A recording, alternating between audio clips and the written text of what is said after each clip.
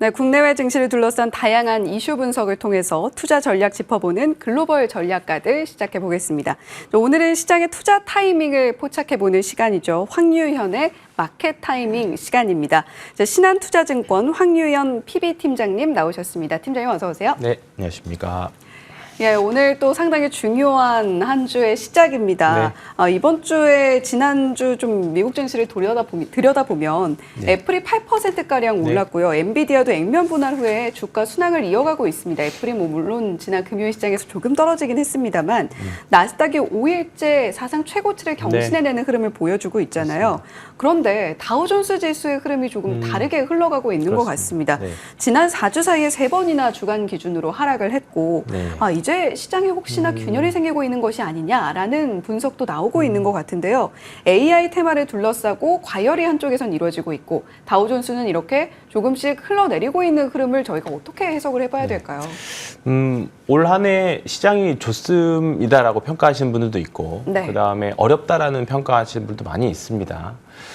이게 이제 사실 지금 다우존스 같은 경우에는 업종 대표 종목들만 모아놓다 보니까 그 안에는 사실 좋은 섹터들도 있지만 여전히 좀 안 좋은 섹터들, 그러니까 상대적으로 소외된 섹터들도 있기 때문에 다우존스는 그럴 수밖에 없는 흐름이고요. 예. 나스닥 같은 경우에는 사실 지금 전 세계 대장주의 역할을 하고 있는 종목들이 굉장히 많이 있죠.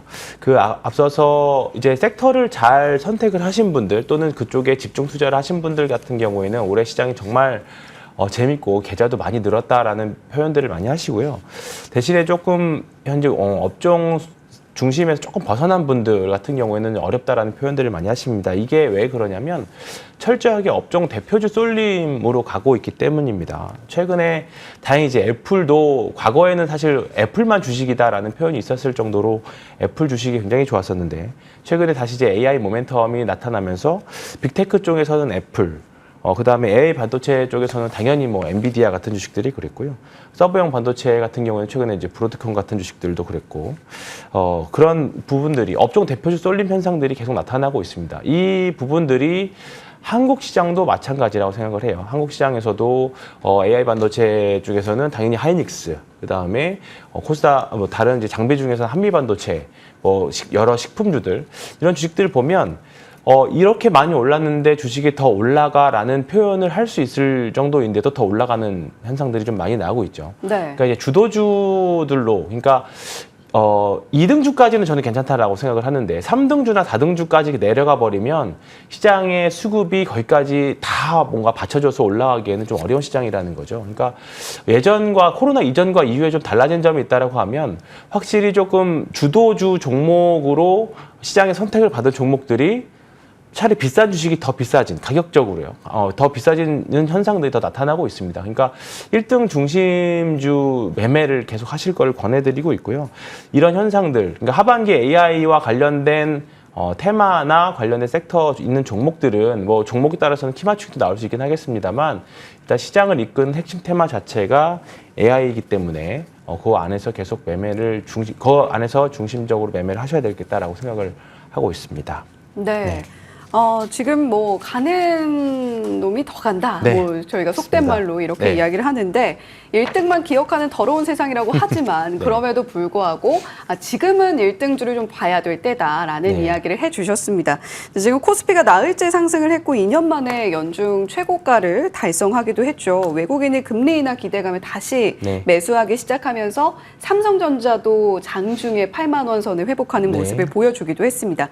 자, 과연 삼성전자의 이런 힘과 함께 막스피 탈출하고 긍정 흐름 이어갈 수 있을까요? 최근에 우리나라 주식시장 보면 이제 지수를 이제 많이들 안 보시기는 해요. 왜냐하면 네. 워낙에 종목장이고 그 안에서도 섹터 안에서도 정말 좋은 종목들만 선택받아서 올라가고 있는 지금 시장이거든요. 근데 결국 우리나라 지수가 계속 지지부진한 이유는 사실 삼성전자하고 하이닉스가 그래도 LG 에너지 솔루션, 이 세 개 주식이 좀 올라가줘야 되는데 LG 에너지 솔루션 같은 경우에는 계속 조금 약한 흐름들을 좀 보여주고 있고 삼성전자와 하이닉스에서도 하이닉스만 조금 치고 가는 그런 흐름들을 좀 보여주고 있기 때문에 지수 흐름에는 사실 조금 크게 그 우리가 기대할 부분은 없는 것 같아요. 특히 ETF와 관련된 종목, ETF와 관련된 매매에 있어서는요. 예. 이제 삼성전자는 사실 하반기에 기대를 많이 하고 있는 부분들이 많이 있죠. 그러니까 지금 결국 삼성전자의 주가 상승 흐름이 좀 나오려면 엔비디아로 들어가는 HBM의 퀄 테스트를 언제 통과할 것이냐, 그런 부분들이 가장 큰 핵심 키워드가 될 것 같습니다. 물론 하반기에 낸드도 괜찮아지고 디램 쪽도 충분히 기대할 수 있는 부분들도 있고요. 파운드리는 여전히 좀 아쉽긴 합니다만 뭐 지금 정도로만 유지해 준다라고 하면 주가에 큰 영향을 미칠 것 같지는 않습니다. 결국은 하반기 엔비디아로 퀄 테스트를 통과하느냐인데, 이 부분이 사실 삼성전자도 이 퀄 테스트를 통과하기 위해서 굉장히 좀 마음이 급하겠죠. 근데 반대로 엔비디아 입장에서 생각을 해본다라고 하면 엔비디아도 급한 건 마찬가지입니다. 예. 왜냐하면 엔비디아가 계속 이제 AI 가속기를 만들어내려면 지금 하이닉스로부터 공급받고 있는 HBM으로 사실 좀 불가능하거든요. 올해도 그렇고 내년에도 생산해야 될 물량들을 생각을 하게 되면.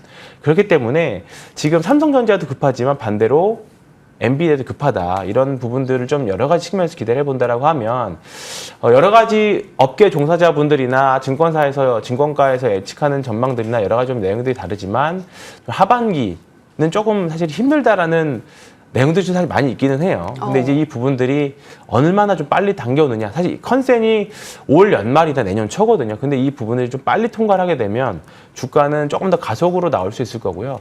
그렇지 않는다라고 하면 사실 하반기에는 우리가 전통 반도체라고 할 수 있는 낸드나 디램 쪽의 실적 부분을 좀 기대해 볼 수는 있을 것 같습니다. 최근에 주가 흐름을 보면 결국은 삼성전자도 약간 박스의 흐름을 좀 보여주고 있기 때문에 삼성전자는 지금 그때까지는 뭔가 확실한 뭔가가 나올 때까지는 좀 약간 단기 매매 플레이를 하시는 게 좋을 것 같고요. 차라리 나는 HBM 더 올라가는 주식에 더 매매를 하겠다라고 생각하시는 분들이라고 하면 하이닉스 쪽으로 투자를 하시는 게 더 낫지 않을까 그렇게 생각하고 있습니다. 예. 물론 뭐 디램이라던가 낸드 쪽, 레거시 반도체 쪽도 점차적으로 사이클이 다시 돌아오고 있는 흐름을 보여주고 있고, 삼성전자의 경우에는 파운드리 쪽에도 상당한 공을 들이고 있기 때문에 우리가 하반기에 좀 기대를 하고 있습니다만, 그럼에도 불구하고 참 종가 8만 원 안착이 쉽지는 않습니다. 박스권 내에서 계속되는 움직임을 보여주고 있는데, 만약에 HBM 쪽으로 투자를 좀 하고 싶다, 이어나가고 싶다라고 하시는 분들은 삼성전자보다는 SK 하이닉스 쪽에서 조금 더 기회를 찾아보시는 것이 좋지 않겠나라는 이야기를 해주셨고요.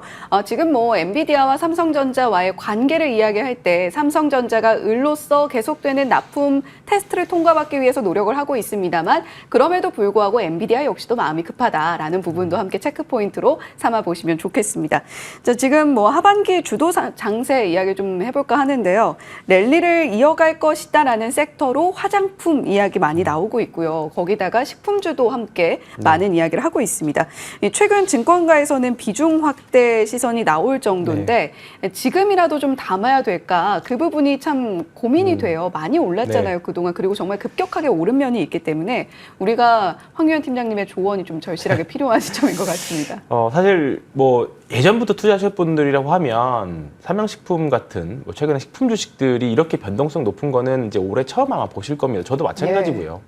근데 이런 부분들이 이제 시장에서 많이 이제 달라졌다라고 생각을 합니다. 사실 지금 주가는 많이 올랐습니다만 여전히 확장에 대한 주가 실적이라던가 밸류에이션 확대에 대한 그런 부분들 사실 기대하는 부분들이 많거든요. 최근에는 이제 일본으로 수입하는 이제 미국 쪽이나 일본에서 수입하는 화장품도 한국산 화장품들이 굉장히 좀 시장 파이를 넓혀가고 있습니다. 더 크게는 미용기기 관련 쪽도요. 이런 부분들이 우리가 과거에 보여줬던 밸류에이션에 대한 확장되는 그런 부분들인데, 사실 이런 흐름들이 어떻게 보면 우리의 최근에 신고가 장세를 나오고 있는 식품 주식이라던가 화장품 이런 주식이 이런 특징이 뭐냐면 사실 K컬처잖아요. 예. 이 문화가 그 나라, 미국이든 일본이든 여러 가지 이제 유럽까지도 이제 그 문화가 수출되는 과정이 있기 때문에 주가의 흐름은 조금 뭐 선제적으로 움직일 수는 있겠습니다만 실적에 대한 부분들은 조금 장기적으로 더 지속될 수는 있을 것 같아요. 그래서 예전에 김구 선생님께서 말씀하신 그 문화의 힘이라는 게 이제 좀 뭔가 주가에도 큰 영향을 좀 미치는 구간 같습니다. 최근에 한국산 화장품이라던가 K푸드의 그런 부분들이 2014년, 15년도에도 사실 있었던 부분들인데 그때는 사실 중국 한정이었거든요. 그러니까 중국 쪽으로의 한류 쪽으로 인해서 주가가 그때 CJ과 관련된 그룹주들이 그때 굉장히 좀 많이 올랐었죠. 화장품 주식들도 그렇고. 네. 최근에 화장품 주식들이 많이 올랐던 거는 아모레퍼시픽도 최근에는 좋긴 합니다만 북미 쪽으로 매출 비중이 크게 나가는 종목들 위주, 중소 화장품 위주 또는 이를 유통을 담당하고 있는 실리콘투 같은 회사들 위주로 시장의 수급이 더 계속 몰려가고 있는 상황인데 최근에 5월달 이제 수출 통계를 좀 봤더니 여전히 계속 늘어나고 있는 상황입니다. 그러면 2분기 실적도 당연히 좋을 걸로 기대를 하고 있겠죠. 그러면 일단은 대외적인 매크로 이벤트가 사실 지금 7월까지는 크게 없거든요. 그러면 5월달, 6월달에 보여줬던 주도주의 흐름이 사실 깨질 만한 이슈는 사실 좀 없는 것 같아요. 만약에 주가 흐름이 지금부터 뭔가 더 가속을 달려서 뭔가 거래량도 많이 터지고 기술적으로 뭔가 이제 조금 거의 다 왔다라는 느낌이 나오면 모를까. 최근에 주가 흐름은 거래량도 그렇게 많이 늘어나지 않고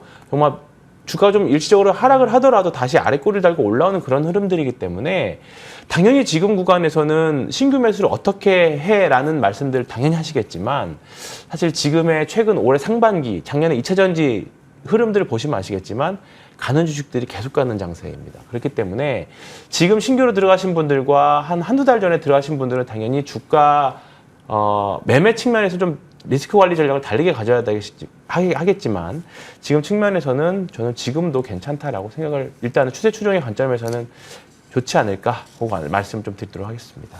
네, 아무래도 사람이 하는 투자이다 보니 겁신나기 마련입니다만 그럼에도 불구하고 조금 더 추세적으로 기대해 볼 만하다라는 이야기 해주셨습니다. 자, 이번 주는 뭐 CPI, FOMC도 모두 끝난 상황이고 빅 이벤트는 얼추 좀 마무리가 된 상황이에요. 그런데 미국 휴장도 있고 금요일엔 동시만기일도 있습니다. 이번 주 주목해야 될 일정 그리고 투자 전략 세워주신다면 어떻게 좀 해주시겠어요? 방금 말씀해 주신 게 가장 큰 이벤트인 것 같아요. 미국 시장 동시만기인데 지난주에 FOMC 그리고 우리나라 선물옵션 동시만기일도 좀 순탄하게 잘 지난 것 같습니다. 그러면 이제 이번 주도 우리나라도 좀 영향이 순탄하게 좀 지나갈 거라고 보고 있고요. 지금 하시던 투자 그대로 하시면 좋을 것 같고 지금 내가 가지고 있는 종목이 왜 안 오를까에 대한 고민을 하신다면 일단은 주도 섹터에 속해 있는지 또는 그게 아니라면 이 종목이 올 하반기에는 실적적으로 기대할 수 있는 부분들이 있는지 그 부분은 한번 고민을 해보셔야 될 것 같습니다.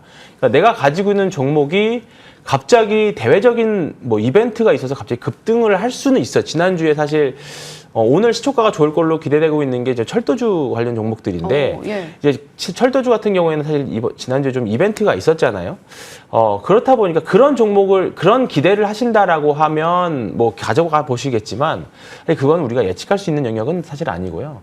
내가 가지고 있는 종목이 시장 관심 투자자들로부터 관심 갖고 있는지 없는지 그 부분들을 가장 크게 생각을 해보시고 주도 섹터인지까지도 한번 고민해 보시는 한 주 되셨으면 좋겠습니다. 네, 주도 섹터 안에 있는가, 실적이 찍히는 종목인가 이 두 가지 체크포인트 삼아보면 좋겠다라고 말씀해 주셨습니다. 지금까지 황유한 신한투자증권 PB팀장님과 함께 이야기 나눠봤고요. 글로벌 식스도 여기서 인사드리겠습니다. 시청해주신 여러분 고맙습니다.